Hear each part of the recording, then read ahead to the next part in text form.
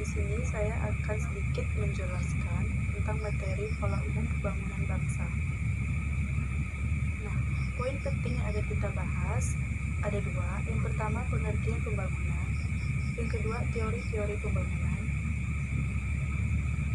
Nah, pengertian pembangunan. Pembangunan atau development adalah proses perubahan yang mencakup seluruh sistem sosial seperti politik, ekonomi, infrastruktur, pertahanan, pendidikan dan teknologi, kelembagaan, dan budaya. Nah, pembangunan dapat diartikan sebagai upaya terencana dan terprogram yang dilakukan secara terus menurut oleh suatu negara untuk menciptakan masyarakat yang lebih baik. Setiap individu atau negara akan selalu bekerja keras untuk melakukan pembangunan demi kelangsungan hidup untuk masa ini dan masa yang akan datang. Nah, teori-teori pembangunan ada tiga. Yang pertama, teori modernisasi. Kedua, teori ketergantungan. Ketiga, teori sistem dunia. Apa yang dimaksud dengan teori? Teori adalah pendapat, cara, dan aturan melakukan sesuatu. Teori memiliki fungsi sebagai suatu iktisyaf, fakta, dan hukum yang jelas dan ilmiah.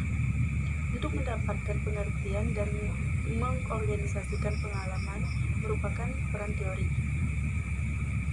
Adapun tujuan teori ialah untuk mendapatkan pemahaman tentang sesuatu.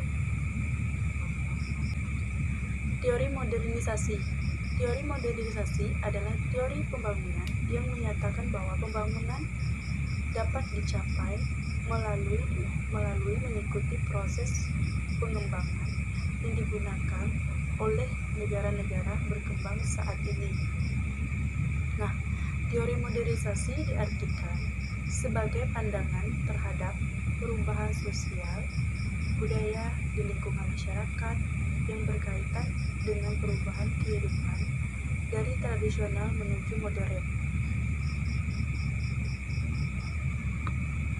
Nah, teori ketergantungan. Teori ketergantungan adalah suatu teori pembangunan yang mempunyai keterkaitan erat dengan ilmu geografi. Hal itu terjadi karena dalam teori ketergantungan dibahas mengenai keadaan dan hubungan antara dua kelompok negara yang pada dasarnya adalah hubungan antara dua region.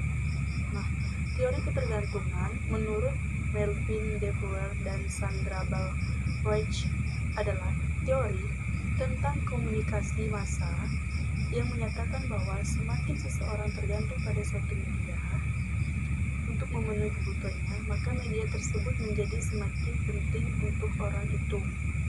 Nah, teori ketergantungan pada intinya berusaha untuk menjelaskan keadaan terbelakangnya banyak negara di dunia dengan memeriksa pola interaksi antar bangsa dan dengan alasan bahwa ketidaksetaraan antar bangsa merupakan bagian intrinsik dari interaksi tersebut.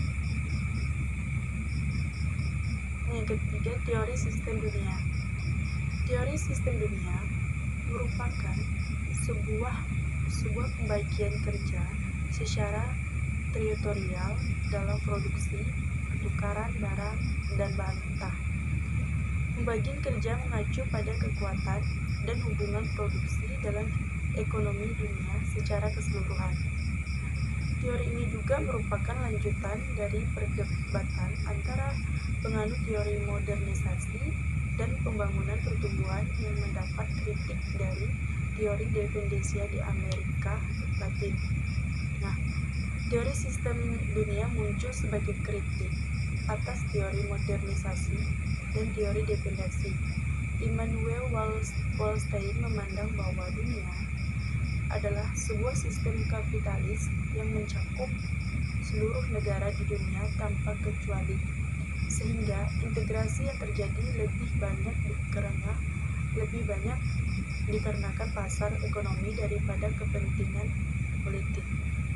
Nah, mungkin sampai di sini bisa saya sampaikan, kurang lebihnya saya mohon maaf.